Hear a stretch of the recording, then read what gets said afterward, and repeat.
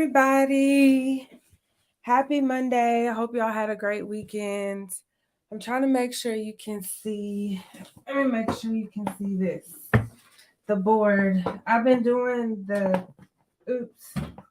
I'm having some technical difficulties. I've been doing the 30 over 30. So for the past what day are we on? The past 20 days in November. So I wanted to I've been starting off Mondays with the problem and then going into the question. So I want to make sure you guys can see this. But welcome everybody. Let me turn on the comments. Hi, Kiana.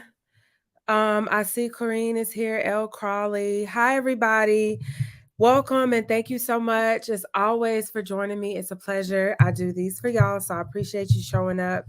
And as always, let us know where you're joining us from today. For those of you who don't know, I'm in North Carolina, in the RTP area to be exact. So let us know where you're joining us from. And for those of you who haven't been following me for the past, 20 days, like I said, I've been doing a problem, an aspiring CRA problem every day. I've been going live every day in the month of November and discussing an aspiring CRA problem. So today we're on day 21 and we're going to start off, it's an interview problem today. We're going to start off with that. And also, let me send out a reminder to please add your questions to the comments. So right after I finish the problem for today, then we'll jump into the questions. I have a few already. Oh, and also if you sent me questions like a while back that I never got to, please resend them. I'm trying to start fresh so that I can address everybody's questions like in real time and not have that long list like before. So that's my goal. Fingers crossed. Sometimes there's just so many. We would go way over time, but if you sent me questions and I haven't addressed them yet, please resend them so that I can address them. I would like to do this in real time, but drop your questions that you have for me in the comments, and we will go ahead. And let me make sure everybody can hear me. I know I had that malfunction a while back, so I want to check. Now I'm always paranoid, right? I want to check LinkedIn and make sure I'm showing up on LinkedIn because y'all know that's my main platform. So if you're on LinkedIn and you can hear me now, then type 1 if you can hear me and 2 if you can see me. But I just want to make sure everybody can hear and see me on LinkedIn. I don't see it's coming up. Let me see. And I don't see anybody saying anything. Can everybody hear and see me on LinkedIn specifically? I think YouTube is good to go.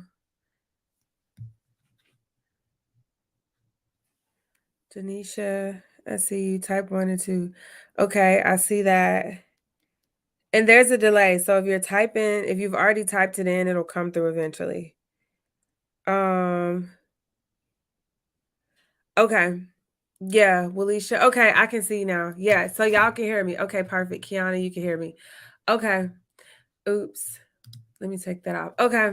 I just wanted to make sure before I proceeded because I know we had that technical difficulty. So again, welcome everybody. Thank you for joining. And first we're going to hop into the problem for today. And if you missed day 1 through 20, don't worry. You can watch the replay. You can watch it on LinkedIn, you can watch it on YouTube, and you can also watch it on Facebook. And for Facebook, the CRASolution.com. So, not the CRASolution.com, the CRA Solution, that's the Facebook page. So we're going to hop right into today's problem, which is not properly preparing for the CRA job interview. And let me switch. I'm trying to use multiple screens, and it's like so hard looking this way. Okay. I think that's a little bit better. So, not properly preparing for the CRA job interview. That seems to be a major problem for a lot of aspiring CRAs, a lot of clinical research professionals that are transitioning over. And I, for one, that was a challenge for me. Like you all know, as if you follow me anyways, you know that all of these problems are problems that I've faced. So it's not just me speaking empirically. They're actually things that I had my own challenges with. But that seems to be a major problem. You do all this work to get seen, to get noticed, to get called in, to get past the phone screen. You get to the interview, and then bam, not properly preparing. And the solution is pretty simple, y'all. Just prepare. Literally, just prepare. Preparation goes a long way. And a lot of people seem to overlook that because it is so simple. It's like it has to be some type of secret sauce. It has to be some type of secret tip that you're not telling me. No, it's literally just that simple. Just prepare. So why should you prepare? Let's take a quick look into that. I don't remember where I saw this quote or who told me this quote. And maybe it's just this thing that is anonymous that we all say now. But if you fail to prepare, then essentially you prepare to fail. And that's with everything in life, right? Not just the interview itself, but in general, if when it comes to reaching your goal of landing your first CRA job, when it comes to landing your dream job at your dream company, when it comes to advancing your career, whatever it may be, if you fail to prepare, then you prepare to fail. So I want you to keep that in mind when you're approaching this process, that everything can be simple. It is simple. We just as humans complicate things most of the time, right? But if you prepare, it can really simplify the whole process because preparation is key. That's really the biggest challenge, the biggest issue that most of us have. And I see Janisha. If I'm saying your name wrong, I think it's Janisha. I see that you're from Georgia, so welcome. Georgia is my home state, so hi. Thank you for joining. And so going into the how, okay, Jasmyn, we talked about the problem, we talked about why, but how do I prepare? So number one, you want to research the company. I hope you can see this bottom part. You want to research the company. Let me try to pull it down a little bit. Okay. You want to research the company. And when I say research the company, not the cliche, don't spout out the cliche things that you found on the website. Like those things can be helpful to have a good start, but do your homework in terms of what is truly relevant to the CRA job and what is truly relevant for you and your personal career goals, values, missions, brands, things of that nature. So for example, when I say do your research on the company, see what you can find out about their career development possibilities, opportunities, growth opportunities, how they treat their employees. What does the CRA role look like? Are they truly trying to keep people regionalized, or will you be traveling across the country or within countries?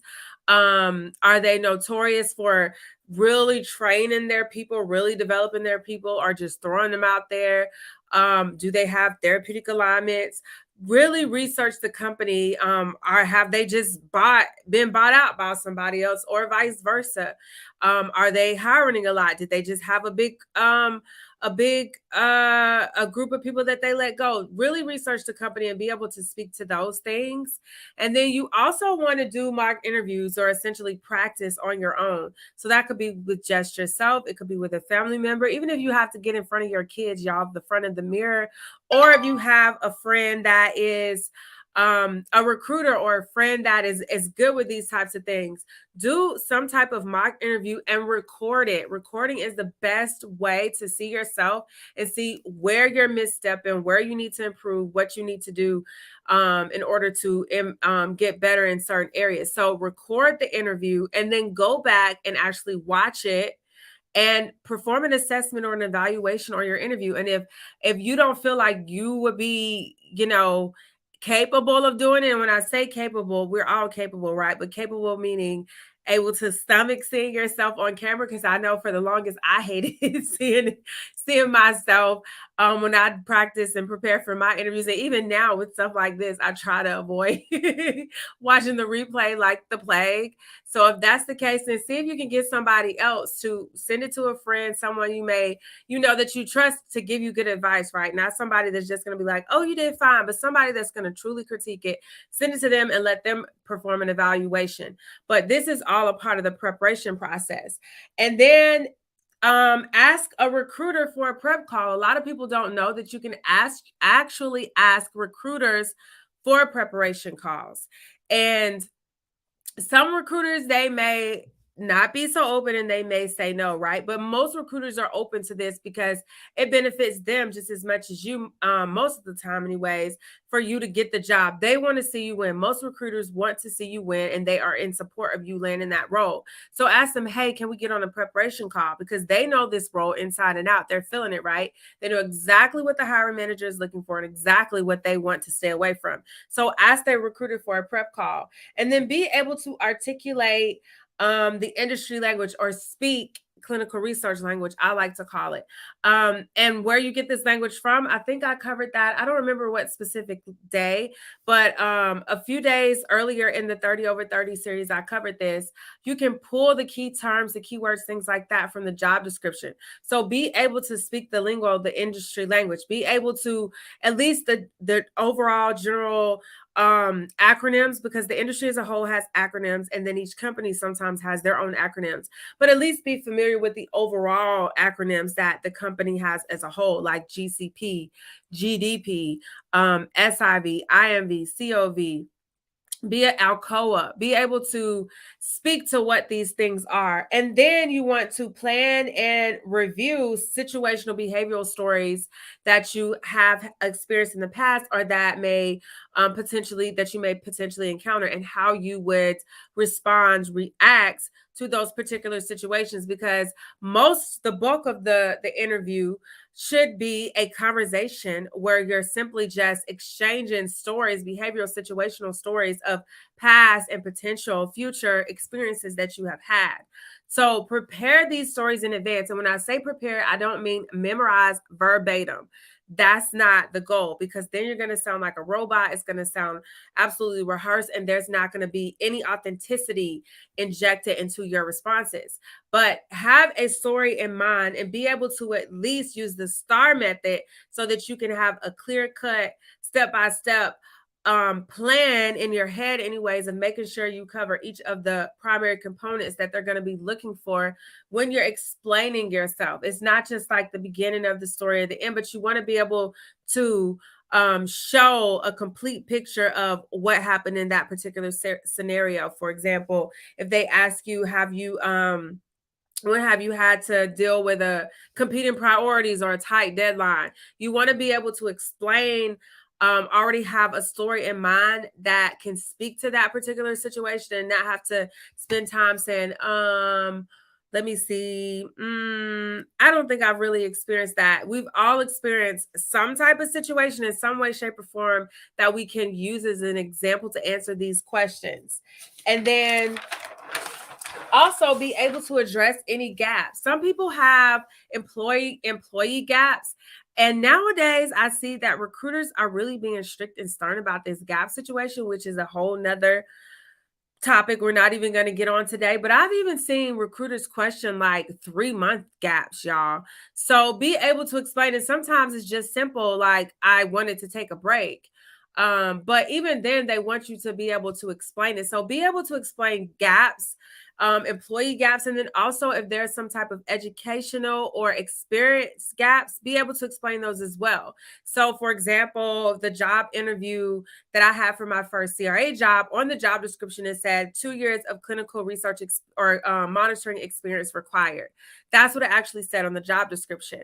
And I didn't have that. So I was prepared. I was ready to be able to explain that particular gap, so to speak. No, I didn't have quote unquote 2 years of monitoring experience, but I had all this other clinical research experience as a study coordinator, as a CTA, as an in-house CRA, that still allowed me to acquire the skills, the knowledge, the expertise that they were ultimately essentially looking for in the CRA role when they said that you needed the 2 years of monitoring experience. And then be able to infuse job description keywords terms throughout the interview conversation.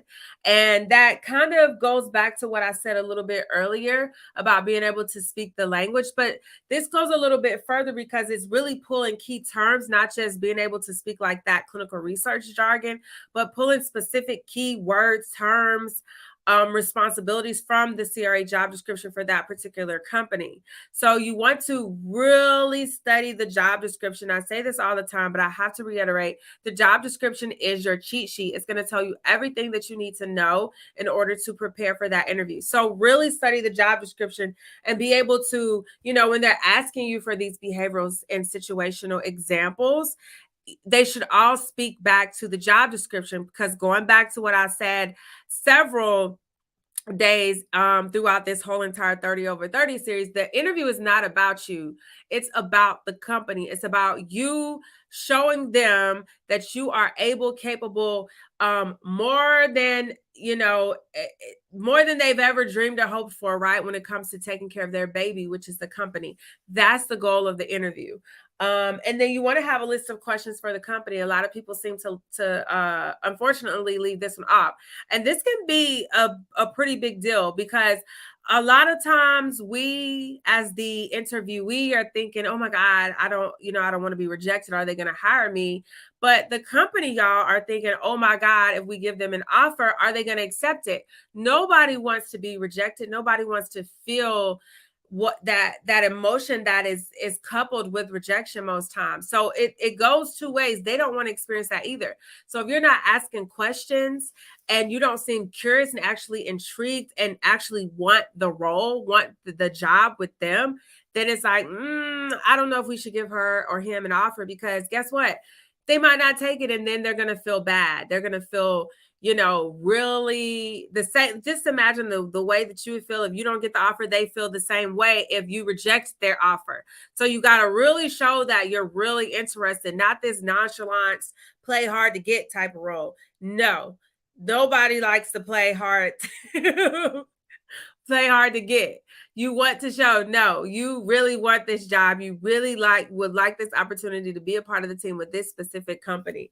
And then be prepared to discuss the company's shifts if you were employed at places for less than a year. So this is another one that I kind of spoke to this a little bit earlier about gaps, but not just gaps, because you could not have a gap, right? You could have went from literally seamlessly from company to company. But if you were at the previous company or any companies for less than a year, I've seen that recruiters now are also making a big deal about that.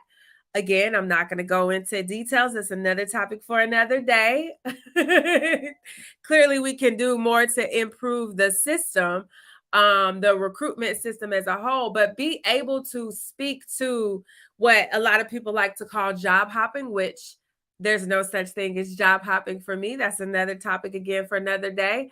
But be able to explain those shifts. I call them employee shifts that are less than a year. And when I say that, be able to explain why you left that particular company for the next company. That's what they want to hear. And it could simply just be because you had a better opportunity. That's what it is most of the time, right? Nobody's out here just leaving companies for fun, just on a company ride and just like, oh, I like hopping from company. No, nobody's out here doing that. It's typically, from my own personal experience, for myself and other people, it's because of a better opportunity, or because they had and this still falls in the better opportunity category, but due to better opportunity to work with a manager, a boss that is more supportive.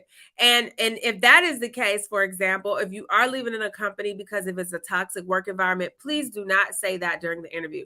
We never want to bash anybody. We never want to say anything negative about the previous company, because again, you're showing them how you're going to treat their baby, and they wouldn't want you to leave their company and then go off somewhere and bash them. So even if it was this horrible, awful, terrible experience, you have to find a positive spin or a positive way to articulate that without throwing the other company under the bus. So that covers everything that I wanted to talk to today about preparation for your interview. And just remember that preparation goes a long way. And if you fail to prepare, then essentially you're preparing to fail. So let's hop into the questions. And I don't see any so far in the chat. So please add any questions that you have. And while people are adding their questions, I'm going to go back to the list that I already had. I was hoping to at least address a few in real time today. I found that people really like that much better. Nevertheless, we do have a list that we can continue to go through. And I promise, let me see. I had some from yesterday that I totally did not capture. That during the live yesterday that I wanted to go over. So let me pull those. Where are they?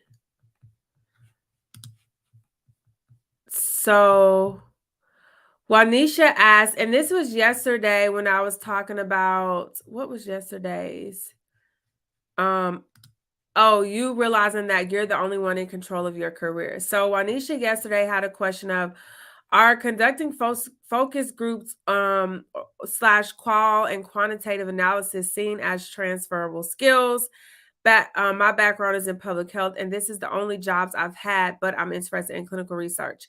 Yes, Juanisha, Janisha, I'm so sorry, Janisha. And let me know if I'm pronouncing your name wrong too. I always like to get names right. I know how important that is. And let me move this out of the way. But yes, those are actually transferable skills.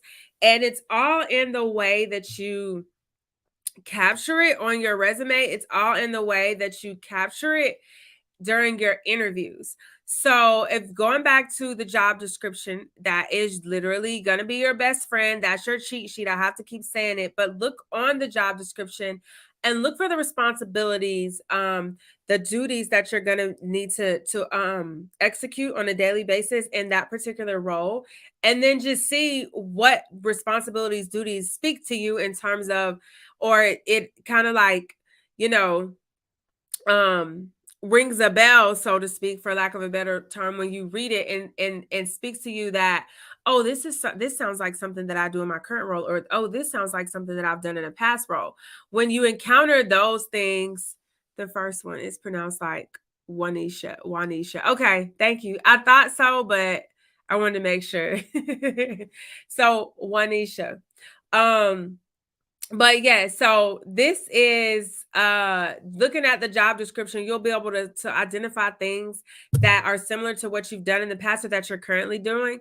And it sounds like for your role, without even knowing any, details about your role, just you saying that you do that type of analysis is absolutely key for being a clinical research associate, just because a lot of things that we do, it involves incorporating, picking up on trends and looking at data and being able to look at some particular data points, data sets, and analyze and very quickly analyze and see whether there are particular trends that you're picking up on.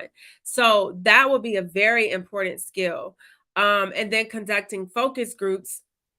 I haven't conducted a focus group, so I don't know everything that it entails, but you're still interacting with, they're not patients, so to speak, but the public, clients, external people, and communicating things that are going to be collected in terms for research purposes. That's what I'm assuming anyway. So all of that is things that, again, will fall back to being transferable skills as a clinical research associate. So yes, Juanisha, that definitely qualifies.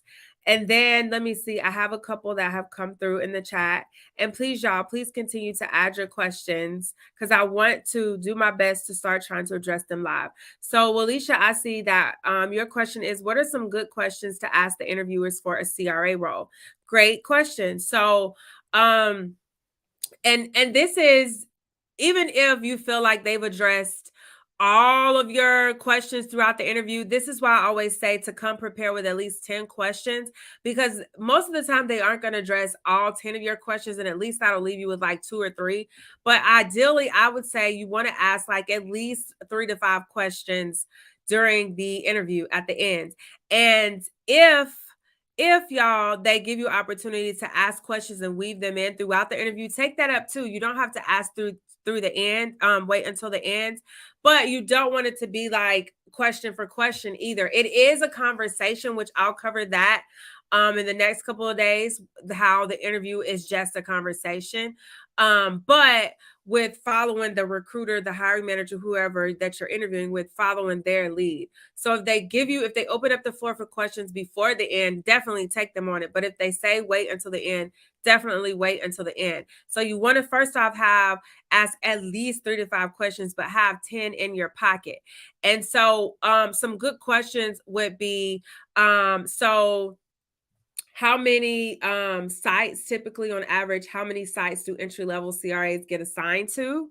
And how many protocols, typically on average? You always want to throw in typically on average, right? Because they might say one thing, but everything depends on the FTE allocation and how quickly that study is enrolling, the type of therapeutic area, the workload it entails, because it's not always apples to apples type of thing. Just like five protocols might seem like a lot, but they all might be very, short, simple studies, whereas opposed to one protocol, an oncology protocol might be way much more work than that 5. So it all kind of depends on the workload. So I would ask that, how many protocols, how many sites are the sites? Do you typically like to keep people regionalized? Will I be traveling within multiple time zones? What does onboarding look like within the first 30 to 60 days? What are their expectations of you as an entry-level CRA within the first 30 to 60 days? Do they have a training program in place? Do they have a training plan in place for when you start? What does that look like? What does career development look like within the company? What opportunities do you have to grow as a CRA within the company? Are they big on developing their employees and retaining their employees? What are your opportunities? What are your options beyond the CRA role?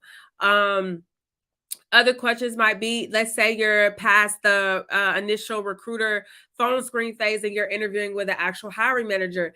You can ask them, would you be my hiring manager, or would I be reporting to someone else? You can ask them about company structure, and do you have a line manager, or an line manager being external to your study managers, or potentially could your study manager also be your line manager?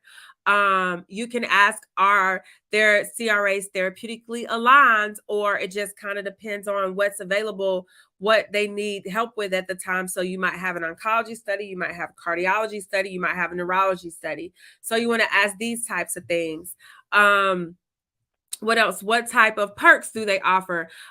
Is there an internet stipend? Will your internet be covered? Do they offer cell phones? And some of these details, getting in the nitty-gritty details about those additional perks, typically I would say wait for after the offer, but sometimes during the last phase of the interview, they sometimes will bring it up.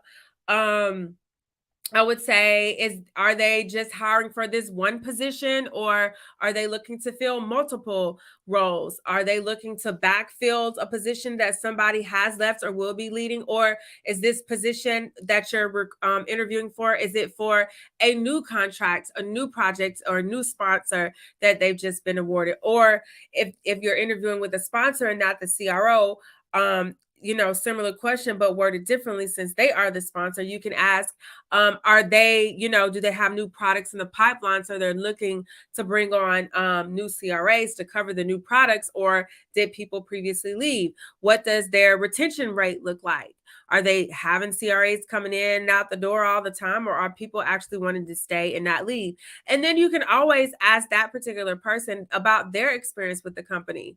How have they experienced things so far? Do they like it? Do they enjoy it? So this is just to give you a few questions that you can ask, but you can see how it really is. It shows that when you start asking these types of questions, it shows them that you're really trying to get to the bottom of this and you're really interested in being a part of this company, right? And so that helps them, it helps get out of their mind that they may potentially be rejected, because nobody, like I said earlier, nobody wants to be rejected, including companies.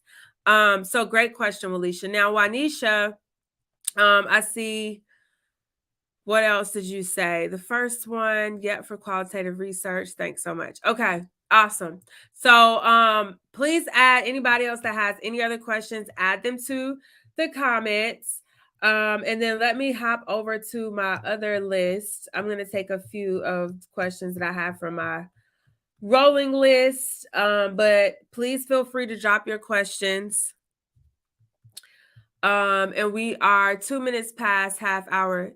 These are great questions. Thank you so much. Awesome, Walisha. Awesome. So I have, where is it? No, I can't find.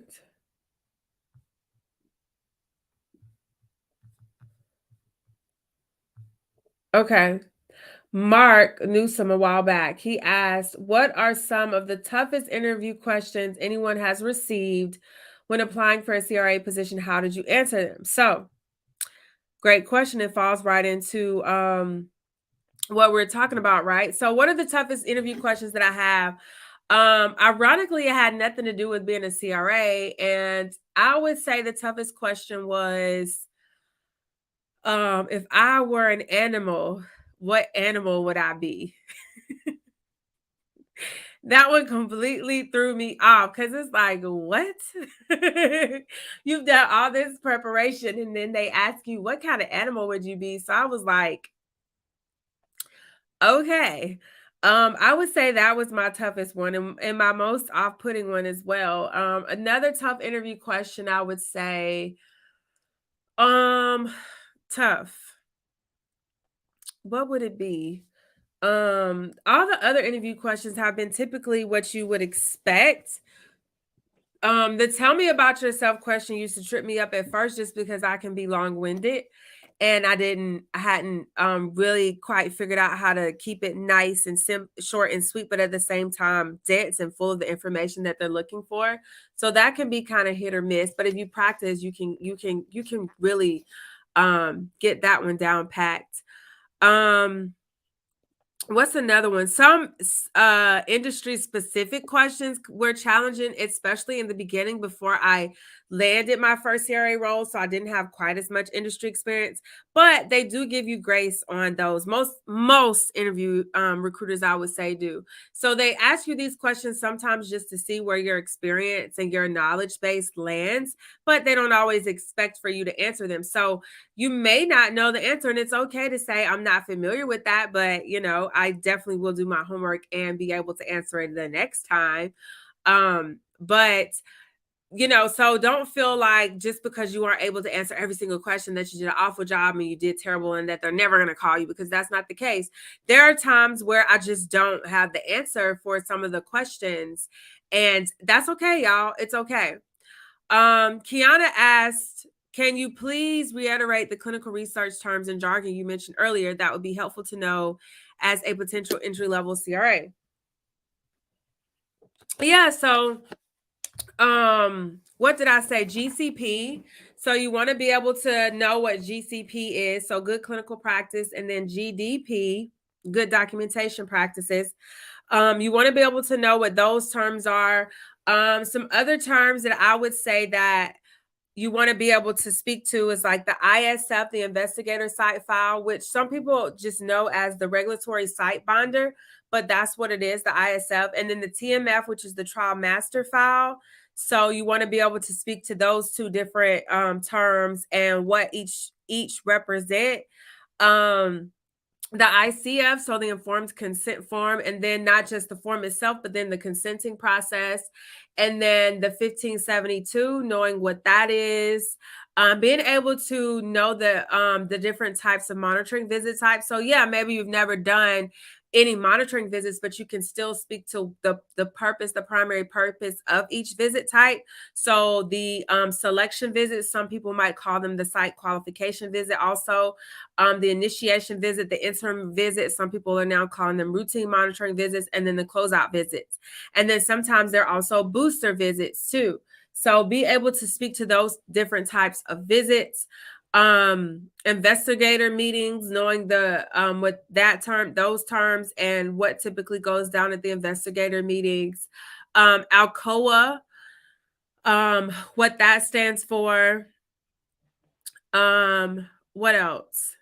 The delegation log, which, you know, typically you see the DOA log, but now I see people naming it all types of things. So you might see DOA log, you might see, I want to say some people are calling it SSDL or something like that now. But the delegation log, being able to know all the different IP accountability logs, and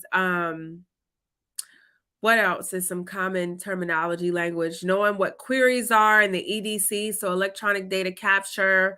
Even though you may have no experience working inside of an EDC, being able to know generally what the purpose of an EDC is for the study as a whole. That's a good place to start. And then also, if you, do I have that handbook over here somewhere? I don't think so.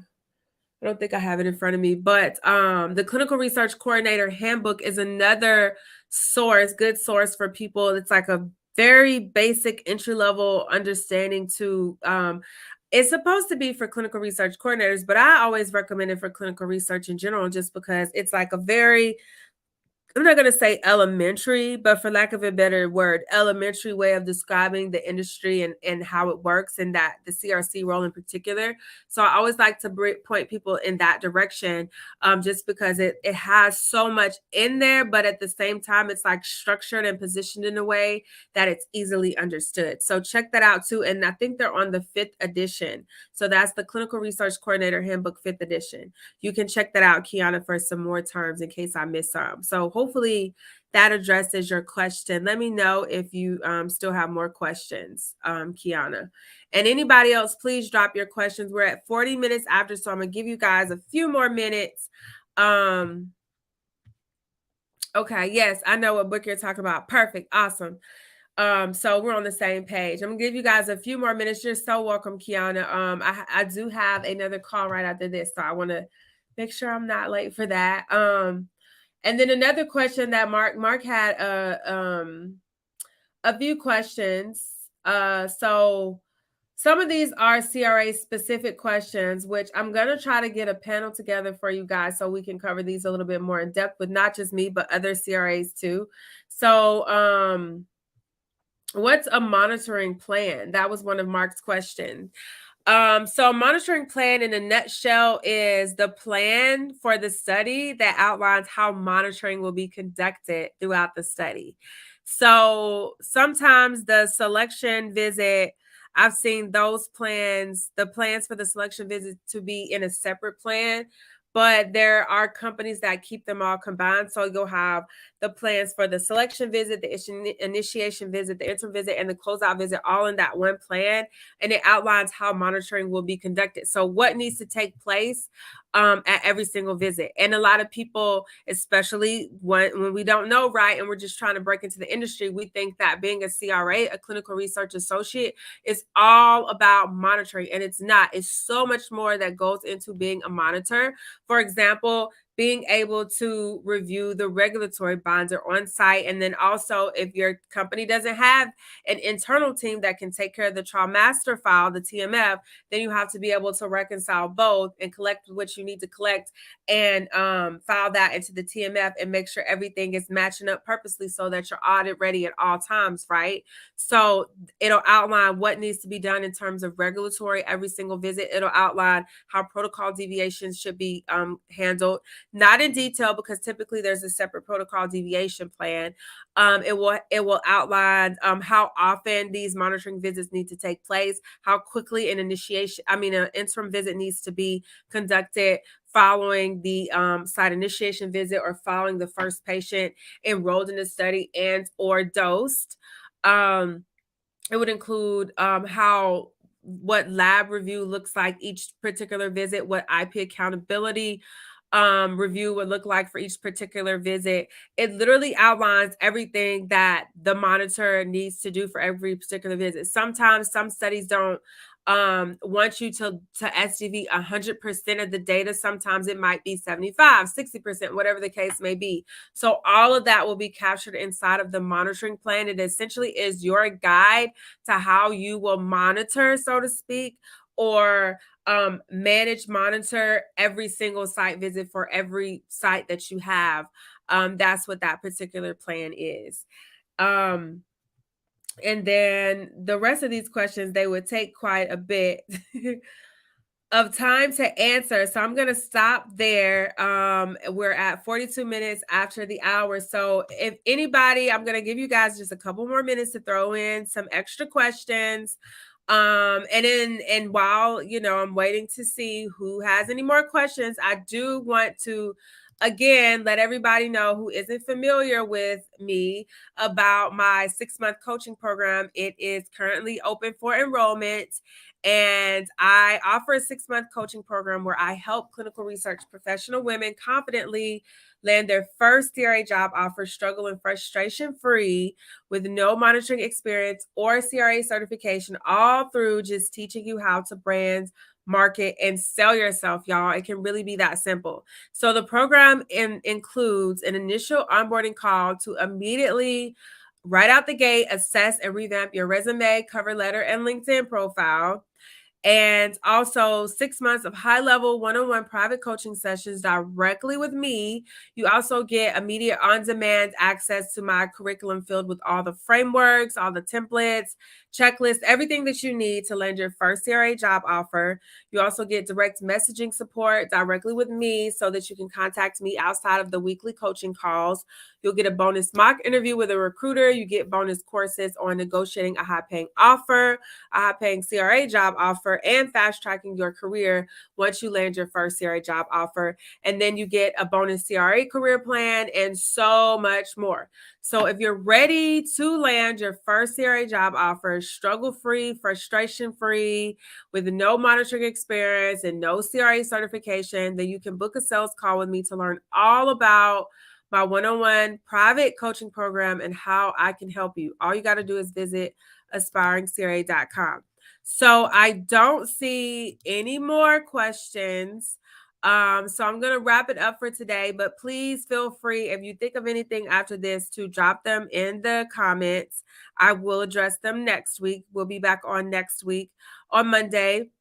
And then also, just so for you guys that don't know, on the 29th, so on Tuesday, same time, 7 p.m., I'm going to be going live, and I'm going to be auditing and a resume from an aspiring CRA live, and then not only auditing it, but revamping it live. So transforming it into a CRA ready resume, all live. And I'll share my screen so you can see exactly what I'm doing, and you'll be able to see exactly what you need to do, the steps that you need to take to do the same thing for your resume. And then on December, I think it's the 6th, don't quote me. I have the let me check.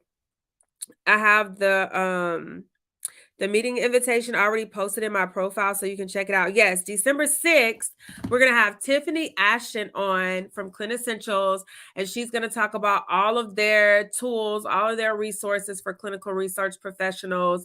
She's going to show us all their products. She'll be able to explain everything in real time live, and then you'll also have an opportunity to ask her questions directly as well. So you don't want to miss that. That's on the 7th too. So the next couple of weeks, we'll have something going on Monday and Tuesday of both weeks, all at 7 p.m. Eastern Standard Time, so you don't want to miss it. But I see that I don't have any more questions, so we're going to go ahead and wrap it up for tonight. But remember that we're still going live with the 30 over 30. So we're on day 21, and we have 9 more days left, y'all, of going live and discussing 30 aspiring CRA problems. So if you have any questions, please send them to me. You can DM me. You can drop them in the comments of any of my posts. I'll be happy, more than happy, to address your questions. And thank you guys, as always, for joining me. It is a pleasure, and I hope you have a wonderful night.